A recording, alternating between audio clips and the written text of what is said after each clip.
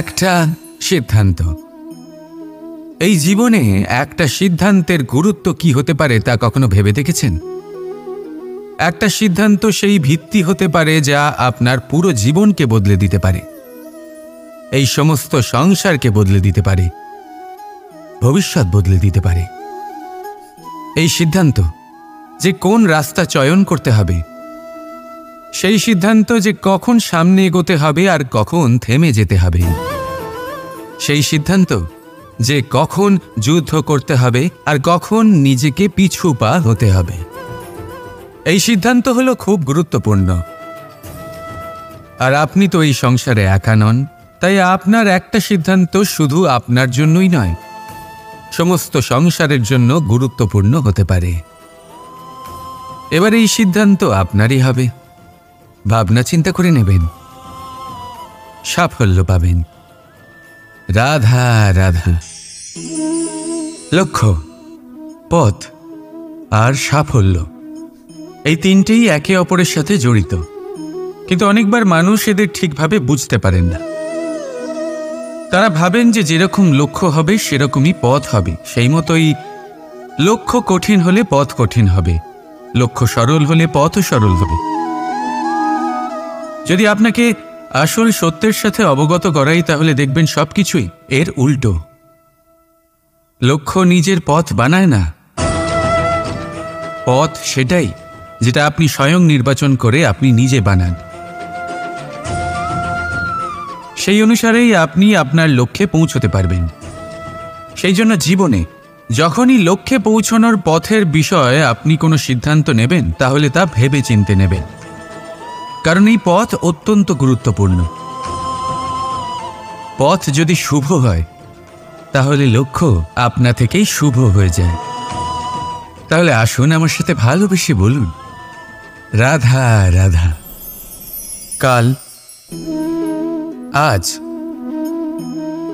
কাল, এই চক্রেই মানুষের সম্পূর্ণ জীবন অতিবাহিত হয়। আর মানুষ কি করেন? মানুষ ভাবতে থাকেন গতকালের বিষয়ে, ভবিষ্যতের বিষয়ে। কাল উনি ভাবছিলেন আজকের বিষয়ে, আজ উনি সেই সময় পার করছেন, আর আজ কি করছেন? চিন্তা করছেন ভবিষ্যতের বিষয়। তাহলে কি দাঁড়ালো? কাল আমরা নষ্ট করলাম আজকের চিন্তায়, আজ নষ্ট করছি ভবিষ্যতের কথা ভেবে, আর কাল যখন আসবে তাকেও আমরা এইভাবেই নষ্ট করে দেব। আর কত সময় নষ্ট করবেন? দেখুন, বর্তমানকে চিন্তা করে নষ্ট করবেন না। আজ কর্ম করুন। যদি আজ কর্ম করেন, তাহলে আপনার ভবিষ্যৎ যতই খারাপ হোক না কেন তা অবশ্যই ঠিক হবে। আর আপনার ভবিষ্যৎ, এই সামনের রাস্তা যতটাই কঠিন মনে হোক না কেন, আপনার পথ প্রশস্ত হয়ে উঠবে। তাহলে কর্ম করুন, শ্রেষ্ঠ কর্ম করুন, আর আমার সাথে ভালোবেসে বলুন, রাধা রাধা। এই উই ধরা গাছের গুড়ি দেখতে পাচ্ছেন আপনারা? কোনো এক সময় এটা একটা সুগঠিত কাণ্ড ছিল। কোনো একদিন এক সুদূর বন থেকে একটি উই পোকা এখানে আসে, এতে বাসা বানায়। এই গাছের গুড়ি তখন কোনো প্রতিবাদ করেনি। তারপর দেখতে দেখতে সময়ের সাথে আরও উই এখানে জমাট বাঁধে, আর ক্রমাগত তাদের সংখ্যা বাড়তে থাকে। আর দেখতে দেখতেই এই কাঠের গুড়ি আর প্রতিবাদ করার মতো অবস্থাতেই থাকে না, নিজেই এক শুকনো কাঠে পরিণত হয়। কিছু বুঝতে পারলেন? অসৎ সঙ্গ, অসৎ অভ্যাস সময় থাকতে থাকতে বন্ধ করে দিন। আর যদি এরম না হয়, এ আপনার জীবন চক্র স্তব্ধ করে দেবে। রাধা রাধা। এই জীবন, এই জীবন দেখতে গেলে কিন্তু খুবই কঠিন। এই জীবন কি করি হে নারায়ণ, এটাকে একটু সহজ কি করে করে তোলা যায়, এই প্রশ্নই তো আসছে মনে।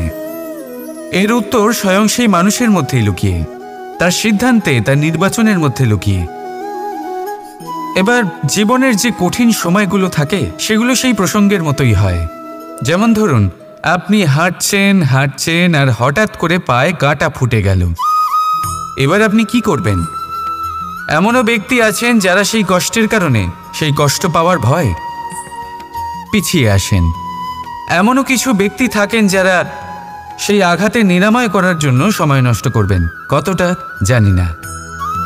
এমনও কিছু ব্যক্তি থাকতে পারেন যিনি হয়তো সেই কাঁটাকে তুলে নিয়ে তার ব্যবহার গজালের মতো করবেন, তাকে দেওয়ালে পুঁতে একটা সুন্দর ছবি লাগাবেন যাতে সেই দেওয়াল আরও সুন্দর দেখতে মনে হয়। এটাই জীবনের সাথেও হতে পারে। এবার দেখুন, জীবন হলো কঠিন নাকি অত্যন্ত কঠিন সেটা গুরুত্বপূর্ণ নয়, সেটাকে সরল করার জন্য আপনি কি করছেন সেটা গুরুত্বপূর্ণ। জেনে রাখুন, আমরা সবাই মরণশীল, আমাদের সবার মৃত্যু হবে, প্রত্যেককেই এক না একদিন অবশ্যই মরতে হবে। এবার যখন সেটা হতেই চলেছে, তাহলে ভয় কেন পাব? চিন্তা কেন করব? দুশ্চিন্তা করলে কি এর সমাধান হয়ে যাবে? কখনোই নয়। যা প্রারব্ধ তা হবেই। তাই জীবন এই কিছুক্ষণ আপনাকে বাঁচার জন্য দিয়েছে, তা বাঁচতে শুরু করে দিন। জীবনে যা পরিস্থিতি আসুক তা ধন্যাত্মক দৃষ্টিভঙ্গি দিয়ে দেখা শুরু করুন। এটা যদি আপনি শিখে নিতে পারেন, তাহলে আপনার এই জীবন সুখ ও প্রসন্নতা দ্বারা ভরে উঠবে। আর এই প্রসন্নতাই আপনি বলবেন, রাধা রাধা। মানুষ জীবনে 3টি কাজ অবশ্যই করে থাকে, কিছু দান করে, কিছু গ্রহণ করে, আর কিছু ত্যাগ করে দেয়। এটাও ভাবতে থাকে যে এটা করলে কিভাবে করবে। দেবার জন্য পর্যাপ্ত ধন নেই, নেবার জন্য সংসারে অত স্নেহ নেই, আর ত্যাগ করার জন্য জীবনে এত সুখই নেই, তাহলে কিভাবে করবে? আসলে আমরা বস্তুগত চাহিদা অর্জনে এত ব্যস্ত হয়ে পড়ি যে আমরা বুঝতেই পারি না যে কি নেবার আছে, কি দেবার আছে, আর কি ত্যাগ করার আছে। তাহলে আজ আমি আপনাকে বলেই দিই, মনে রাখবেন এই 3টে গুরুত্বপূর্ণ গুণ, 3টে গুরুত্বপূর্ণ কথা। দেবার জন্য আছে দান, নেবার মতো আছে জ্ঞান, আর ত্যাগ করার মতো আছে অহংকার। যখন আপনি দান করতে শিখে যাবেন, জ্ঞান অর্জন করার শক্তি আপনা থেকেই আপনার মধ্যে চলে আসবে। আর যখন এই জ্ঞান আপনার মধ্যে প্রবেশ করবে, অহংকার আপনা থেকেই আপনার থেকে দূরে চলে যাবে। যে ব্যক্তি এই 3-এর মধ্যে ভারসাম্য বজায় রাখতে পারে, তার বর্তমান, ভূত, ভবিষ্যৎ, লোক, পরলোক সব কিছু শুধরে যায়। যেই দিন আপনি দান করতে শিখে যাবেন, জ্ঞান আহরণ করতে শিখে যাবেন, অভিমান ত্যাগ করতে শিখে যাবেন, আপনার সর্বশক্তিশালী, সর্বশক্তিমান পরমেশ্বরেরও প্রয়োজন পড়বে না। কারণ তখন ঈশ্বর আপনার মধ্যেই বাস করবেন। তাহলে আসুন আর আমার সাথে ভালোবেসে বলুন, রাধা রাধা।